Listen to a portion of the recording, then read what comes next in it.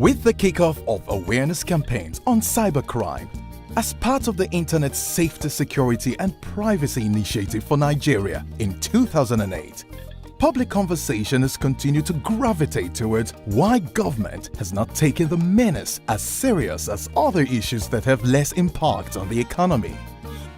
Cybercrime is largely seen at the level of minor financial loss in Nigeria, but as recently disclosed by Ernst & Young's senior managers, the increasing spate of cyber attacks globally might be causing some Nigerian firms a loss of over $200 million yearly, some 87 million naira daily.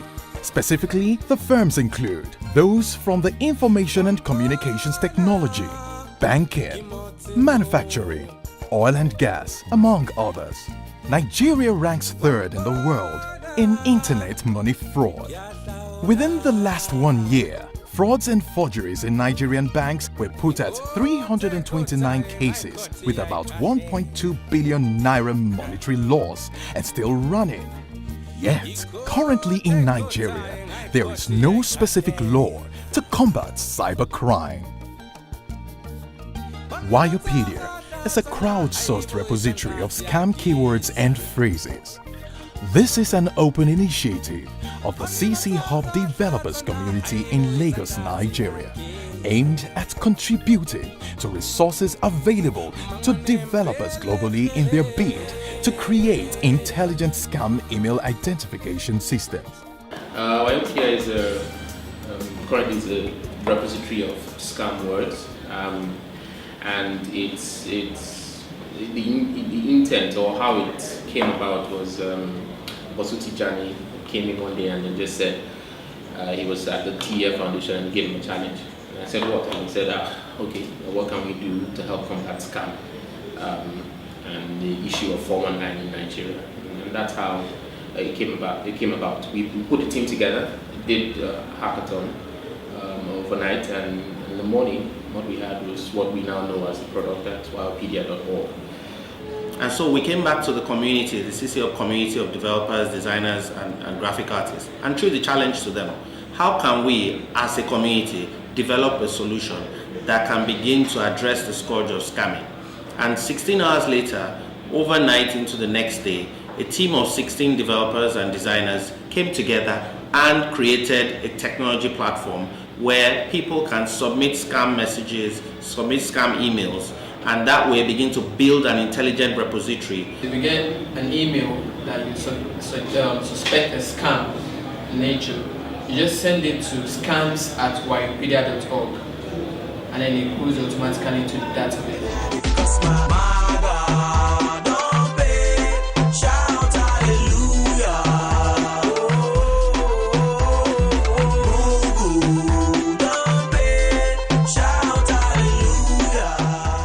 419 scams have taken root in Nigeria's pop culture, with scammers enjoying a rebellious cool mystique, even producing songs and music videos that celebrate their own audacity.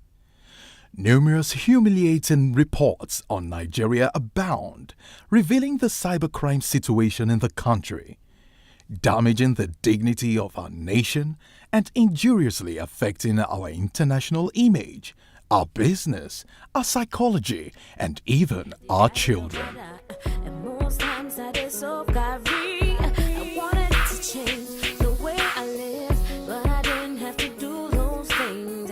Now I'm rolling VIP, and all the girls wanna be like me. Yeah. You ask me how I feel in my reality. Gotta tell you truly, it ain't easy now. I feel the pressure to find something wrong to do. The song Maga No Need Pay is part of Internet Safety, Security and Privacy Initiative for Nigeria. MAGA means victim. The song references Yahoo Yahoo, a slang term for so-called advanced free fraud scams. This is part of the private sector-led initiatives to curb the menace of cybercrime in the country. But Nigeria continues to be a place where computers can be used to commit all sorts of crimes without prosecution, as there is no law on cybercrime. The reason for this documentary is obvious. Cybercrime has plagued Nigeria for a long time, and it can be said that maybe not much has been done about it. But let's first of all look at what the cost is to Nigeria. We haven't talked a lot about the economic cost of cybercrime to Nigeria, but let's even start from within Nigeria. First of all, we know it's underreported, yes, but the reality is a lot of financial institutions lose money daily, weekly, monthly to cybercrime in Nigeria. Of course, many of them will not be reported for obvious reasons, because you don't want to lose confidence in your customers and all that. But that's one loss. That's internal loss. And there's a lot more. But let's also look at the external loss. It will interest you, by the way, that the size of the business to consumer global e-commerce market is about $1 trillion, which is basically roughly the same size of the global cybercrime industry. It's one industry that is growing by the year. Some estimates are put at 5 to 7% growth every year. But let's not even look at that, because those are the global numbers. Let's look at Nigeria. One of the problems that Nigeria has in terms of e-commerce and cybercrime and anything that happens online is also the fact that Nigeria lacks one of the fundamental requirements for online commerce: trust. If we could measure our trust deficit, it would blow any scale, unfortunately. But those are not the only losses to Nigeria in terms of the economic cost of cybercrime. There's also alternative capital, alternative income. There's also alternative income. Now, speaking of alternative income, I'm asking you to imagine for a second the volume of spam and scam that originates from Nigeria. Just imagine for a second the number of man hours that we lose to that. Imagine that the young people or the non-young people who are involved in this kind of cybercrime would invest that amount of time in research.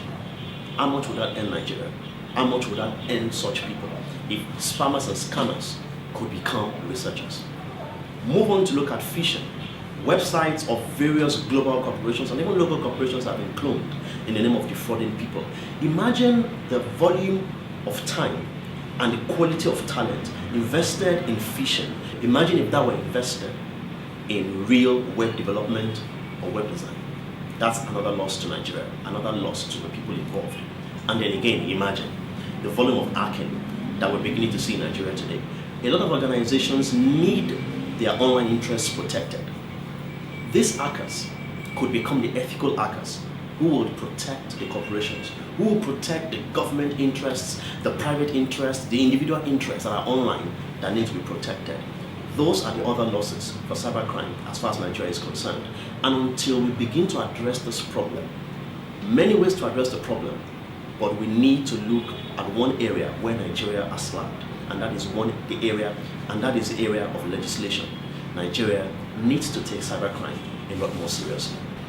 Of course, Nigeria has had a long journey with cybercrime, beginning in 2004 when then President Olusegun Obasanjo inaugurated the Nigerian Cybercrime Working Group. But that's been 8 years. Then we had the 2003-2007 National Assembly. It didn't work. 2007-2011 National Assembly, that didn't work. And then now we have our 2011 to 2015 National Assembly. So the question is this: will this National Assembly pass a firm but fair cybercrime law for Nigeria? But we're asking this question now because we have less than 2 years to go, really.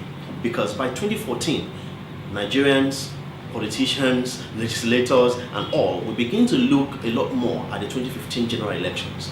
So the question is, will this National Assembly pass a firm? And we're saying firm because when you begin to punish cybercrime, then we begin to see young people and anyone who is involved move to alternative ways of using the skills that they have at the moment, because the skills are being used negatively but can be used positively. But we're also saying that the eventual law has to be fair. What do we mean by fair? It has to be fair in the sense that it must not tamper with internet freedom and rights of citizens. But Nigeria definitely, urgently needs cybercrime legislation, if only to solve two problems. One, the world thinks we're not serious, because if we're a country known with a lot of issues with cybercrime and we have no law on that problem, then the world is taking us unserious. And maybe they are right. Maybe we're not serious about it. And the second reason is the true economic cost of cybercrime to Nigeria and in Nigeria is too high for a country that needs a lot more resources for development. As a responsible business, one of the things Microsoft tries to do is to make sure that we're not just giving you world-class software to help you achieve your potentials, that we're also working with the community, we're also feeling what the people feel, and the government will probably not be able to do everything. So we are a part of that private sector that is making sure that government is well supported, and then we can only do best in our own part of the business, what we do best. And we see a need here. We see a need to support young people in a growing economy. We see a need to support young people in an economy where the number of mobile phones are increasing exponentially year on year. So Microsoft feels that a couple of our global initiatives make sense for us to roll them out down here in Nigeria and across West Africa. A lot of people feel that there's very little cyber criminal activity in Nigeria, and the impact is very minor. Before I give you what the real impact is, I want to make sure people understand what cyber criminal activities are. There's roughly three types. There's the one which is where people are going after institutions and hacking and stealing information or financial reward. The second one is around piracy, where people are stealing other people's intellectual property. And the third one is where individuals or small businesses find themselves as victims of cyber criminal activities. In Nigeria alone, the very first one is really unquantifiable. It runs into the hundreds of billions of naira that's been lost to financial institutions, to government institutions, to non-banking finance, because we have people all over the world who are actually penetrating our systems, and even people locally are committing cyber criminal activities and stealing money. The second one, around piracy, has been estimated to go up to at least $400 million. Translated to naira, that runs again into billions and billions of naira. Now, what's interesting about this is that the loss is not just that money we talked about. It's also the loss of investment, the loss of jobs, loss of economic growth, loss of tax income to the government that is used to build roads. The impact is not just that financial cost. The impact is actually lost to our economic growth. The impact is we're not able to fund new jobs. The impact is we can't fund education properly, health, or build more roads because criminals are stealing hundreds of billions of naira from our economy every single year.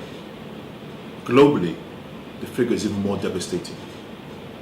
The economic impact of cyber criminal activities globally is estimated to be more than $350 billion yearly. What is that?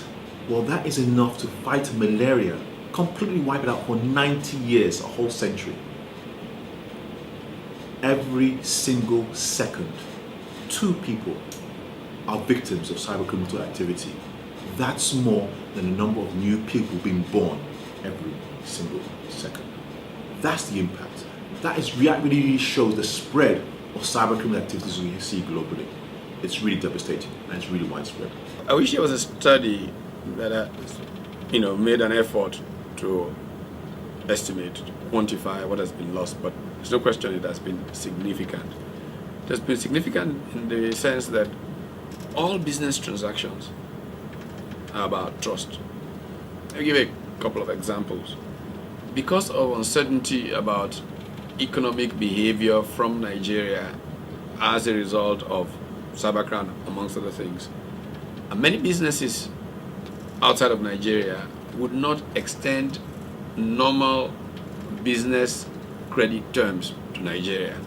In most businesses, suppliers will give you 90-day credit, is taken for granted. And for environments that are good, 90 days is enough for you to actually receive the import and sometimes even sell before you actually make a payment. In Nigeria, it's upfront. The letter of credit has to be on the desk of the supplier before they even consider you in their production. And this means that the cycle for the average Nigerian business is much longer and therefore much more costly than for most businesses in the global trading arena. And the other one is, and this really is at the heart of transaction costs and business in Nigeria, because people are not certain about the outcome as a result of the laws not being there. It's not as if crime is not everywhere, but because they're not certain about the laws and about the implementation of the laws, you have a situation where many will either not do business at all with Nigeria, leading to missed opportunity that can amount to billions and billions of dollars in opportunity costs that have been sacrificed in the altar, on the altar of this problem. Or when they actually want to do business, they hedge their risk because of the uncertainties. Now, when you hedge, that is cost. And that means that you will not be as competitive as a person who does not incur that kind of cost. Cybercrime is something that needs to be dealt with. The institutional arrangements for containing it are very critical for the perception of others. And that's why legislation should have been much further down the track, if not long completed, than is the case today. Years ago, there was a lot of noise made about it. Thought there was light at the end of the tunnel, but as it turned out, that has not quite happened. So it's a challenge of now, given the fact that we are moving into really an information society that depends almost solely on what's coming out of the internet to make you a competitive economy, make you a competitive enterprise, and all of that. We cannot afford to be held back by not having the appropriate legislation to contain cybercrime. Cyber threats such as malware and attacks are becoming extremely sophisticated. This is especially true with the increased presence of organized criminal groups online. The internet has ceased to be the domain of the technically competent. In the past, the Economic and Financial Crimes Commission (EFCC) had raided cyber cafes to arrest fraudsters associated with sundry internet crimes. However, experts say fighting cybercrimes go beyond raiding cyber cafes. It requires a holistic approach. Because we still pass the blame on the affected organization. That's why our legislators still don't see the urgency in passing the bill. Not until when the funds in the accounts are being stolen, and the banks will tell them that it is their fault. I think we need to do it. When people know that they will be punished, they will not commit the crime. And when they are committing the crime, they will avoid the implication. They can go scot-free now, because how will you prosecute them? You can't bring electronic evidence, forensic experts. Even if forensic experts like us, if we have all the evidence in electronic form, we can't take them to court. We can't tell them that this is how the transaction went, this is how... We can't give evidence in court.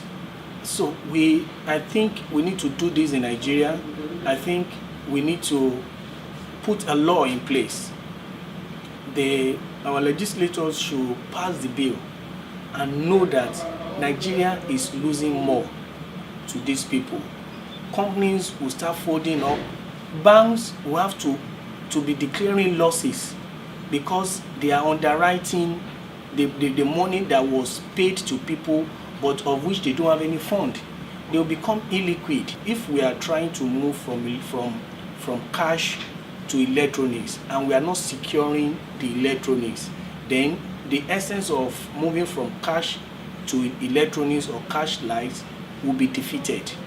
There must be something that will let people know that when we are migrating from cash to a cashless environment, the cashless environment is secured and people will be punished. Unless we have that, companies, shopping malls will stop allowing people to do transactions. Our card will not be acceptable anywhere in the world because they will be afraid that he's a fraudster. And if any transaction is coming from Nigeria, they will block it. And that will prevent us from doing other transactions that we're supposed to do abroad.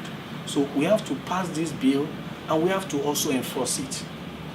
To know that it's not just barking, the dog is not just barking, but it can actually bite. Cybercrimes threaten the security and financial health of a country. With all the problems that come with cybercrime and with all the opportunities that Nigeria can benefit from if we attack this problem headlong, I think it's fair to say that Nigeria needs cybercrime legislation now.